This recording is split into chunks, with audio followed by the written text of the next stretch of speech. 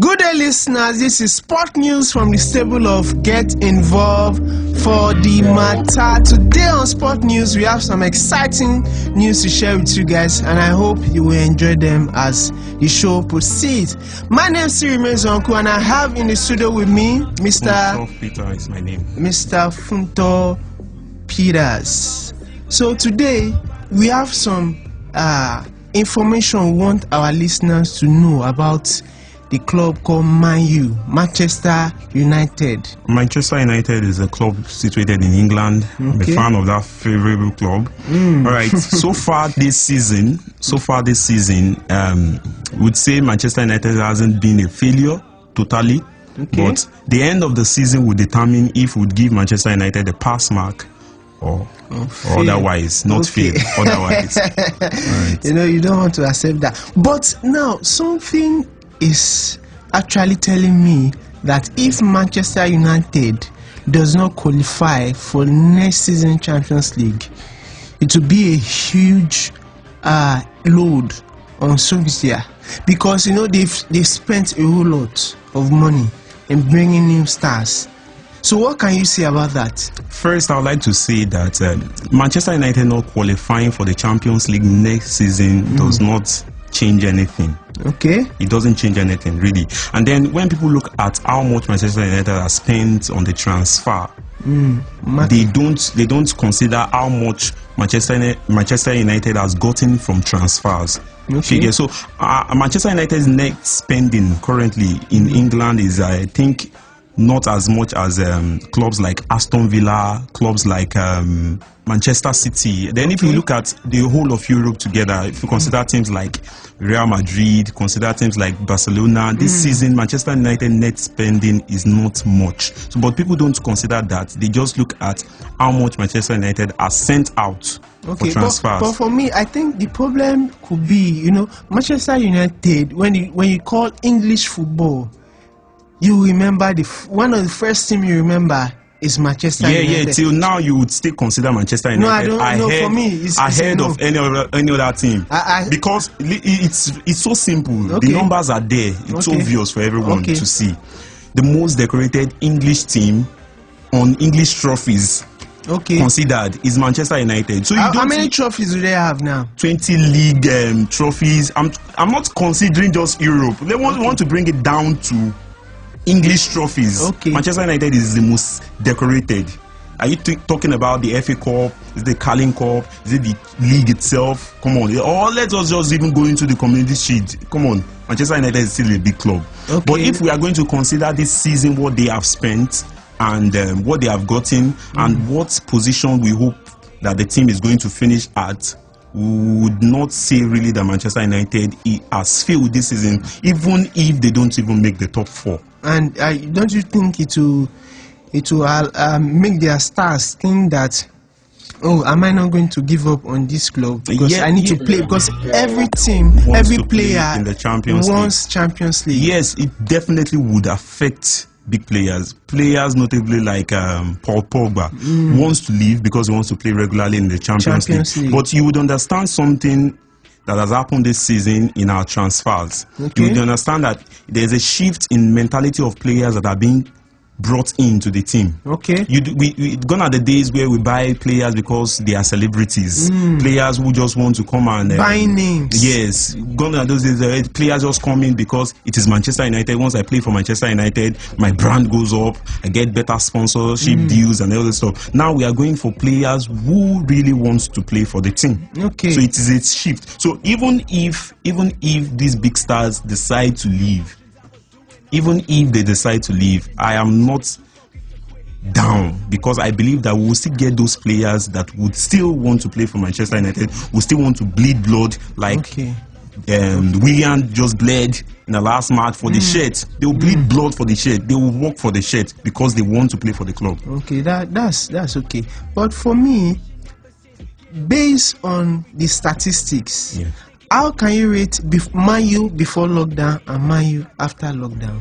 All right, there's something we should consider before we just throw out ratings that way. There's something we should consider. You should consider Solskjaer's tenure so far in Manchester United. It has been in phases. Yeah. All right. His first charge of the team was just to bring back the feel good factor back to the team. You know, under Semorio, the team was toxic. Falling apart. Yes, the team was toxic. The fans were against the team. Fans and the players were against each other. So he needed to bring back the feel good factor, and then he brought it. So when he came to Manchester United went on a run. Then something was discovered. He discovered that the team had no fitness. So the next phase of his plan was to get that fitness. So back. Yes, get the team fit. Because he realized that it wasn't a lack of talent, but the lack of fitness. So now, when Manchester United went for the preseason, you will see there was a lot of fitness tests here and there. And then when Manchester United passed, so far this season, we have recorded one of the least injury records as far as the league is concerned. I think on that phase we can say that Soja has done a good job. His physio team has too. They've done a good job. Then after that, it was all more about creating a pattern, an identifiable pattern of play.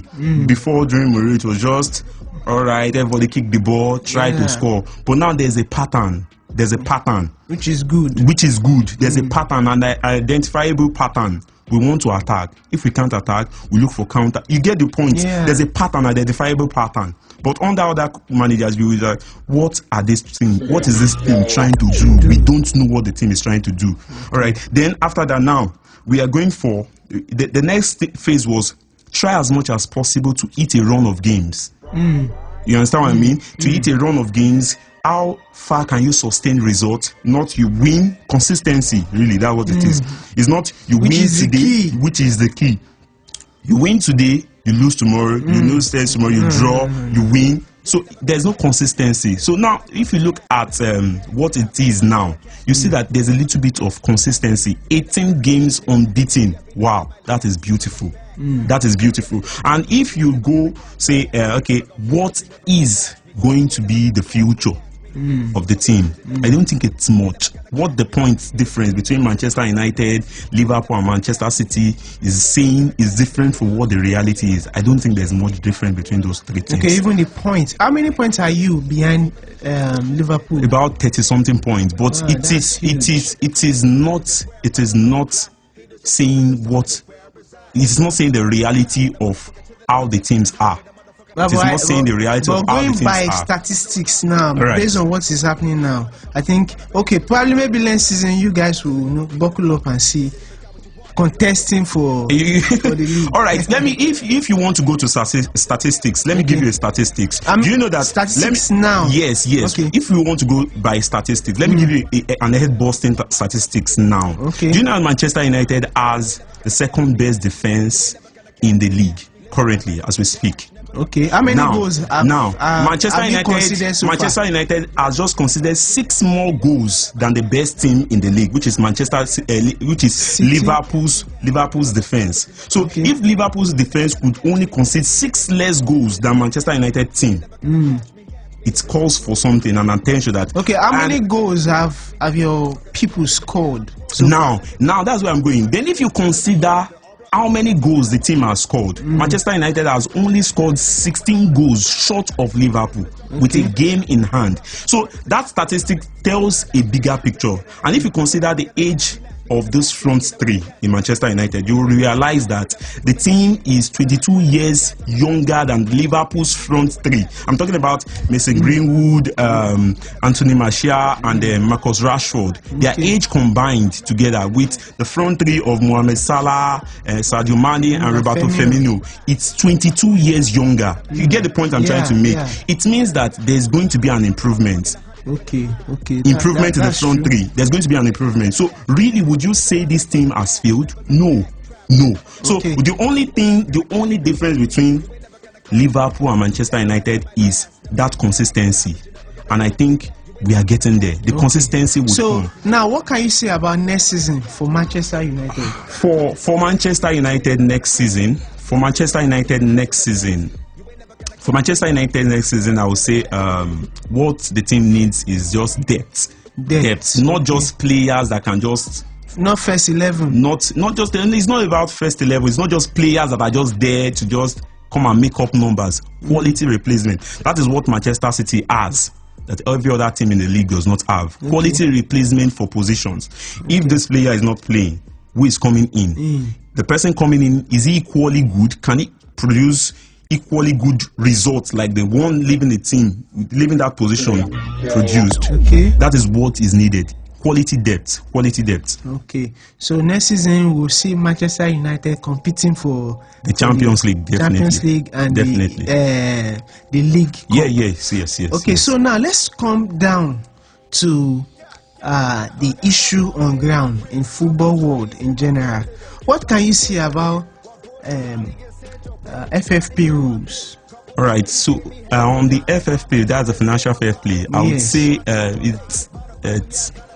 it's a failure on the part of UEFA. And okay, what is the role? Let me come in this way. What is the role of FFP rules? All right, the FFP rule is supposed to make amends from make sure that clubs don't spend ahead of more than what they earn. Yes, so clubs, not just per season. I think is within 3 years. Okay, within the space of 3 years, clubs do not spend more than they earn within that 3 years. So now, why is this rule brought up? Clubs like Leeds United, you would understand, for those who have been following football for a very long time, would understand that Leeds United was one of the big clubs as far as Europe was concerned. But because of mismanagement, Leeds United, thank God they are coming back to the league. Yeah, they are going to come back to the league. Next season, it's done and dusted. They are coming back to the league. They are coming back to the league this coming season. Leeds United would have been a club that has gone into extinction. There are clubs that used to exist before, but due to mismanagement, they no longer exist. And these clubs are not just considered as clubs; they are considered as monuments, country's monuments. Clubs like Real Madrid. Real Madrid itself, what it generates for the country is money. The museums, what they generate is money itself. It's a source of a country's wealth. Now, when owners come in, pump excessive money that the club itself cannot sustain, when they leave, they create problems. You get, and those clubs, because they are meant to provide income for that country, they have to relegate because they can't sustain themselves. A monument is being destroyed.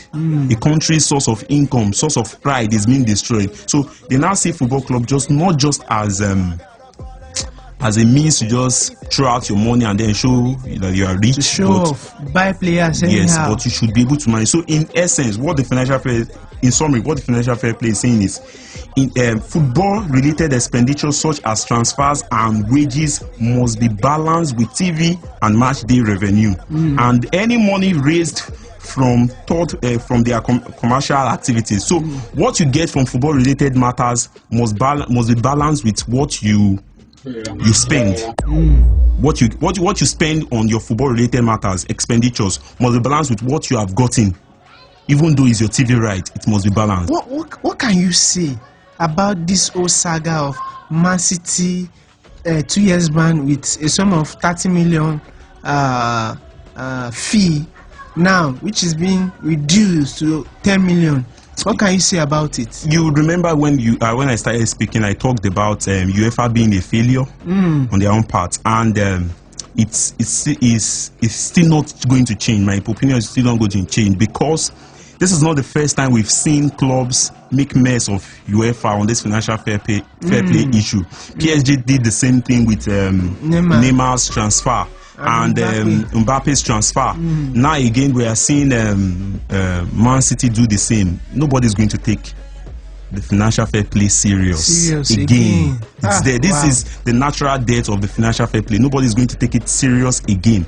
Now, if you look at what the CAS stands for, CAS is just like a body that when you have local disputes, you can go for court of arbitration for sport, any sport generally. Now, the information I got was that before even the CFCB started their panel against Manchester City. Manchester City were already preparing for CAS Okay. They are just waiting for them to just pass their judgment. Yes, they were just waiting for CBC, whatever they are called, to just pass their judgment. They were waiting for CAS because they knew that UEFA as a whole is not as rich as them. UEFA cannot hire the best lawyers that they can hire. Yeah. And it has shown. It has also shown. There's something shady about the whole judgment and everything. That's why I think Mourinho and club are not really in agreement with the judgment that was passed by CAS, because judging club said this is not a good day for football, and Mourinho said this is a disaster. Yes, it is a disaster because CAS did not say Manchester City didn't commit the fraud. What CAS is saying is, CAS is not saying Manchester City didn't commit offense. They are saying the evidences provided by UEFA is not strong enough and it is time barred. That means we can't say for certainty if this is the period by which these things were done. Okay. So for a body like UEFA to come out with an evidence that is not strong, and they can't state categorically what time those transactions were done. So it is a bad thing. It is a disgrace for UEFA. It is a disgrace for UEFA. Personally, for me, I don't like the financial fair play. But if everybody knows Manchester City committed the offense, it's obvious. The defense alone is 250 million pounds. The team as a whole, £1 billion. Come on, who does that? Even Real Madrid can't. I think La Liga president was till now is still not happy with the judgment. No, nobody is happy with the judgment. Everyone is not happy with the judgment. So that is it, my people. This is sport news from Get Involved for the matter. In the studio once again, we've talked about so many things about Manchester United, and we've talked about FFP rule, Man City issue. So that's it for today. We hope to catch you up next time. My name is Siri Mezonku, and I have in the studio with me Funto Peter is my name. Funto Peters. Welcome. Thank you very much for being on the show. So we'll meet you same time, same day next week. Bye bye.